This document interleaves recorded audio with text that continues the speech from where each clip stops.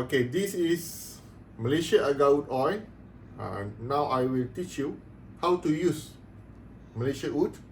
So at my hand, we have oud oil from Baling. This one we co-distill with two species, Malaccensis and Crassna. Okay, so this one also be called as essential oil because this one is we extract 100% from agar oud like this. Okay, so how to use? You just put one drop at here. Okay, one drop only. Then you do like this. You can put at here also, at your ear.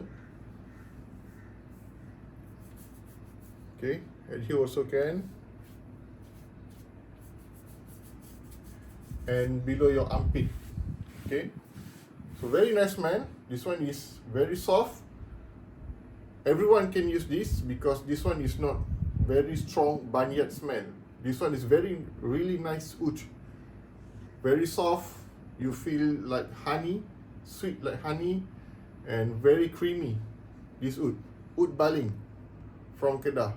Okay, so hopefully you will get something from this video. Thank you. Bye.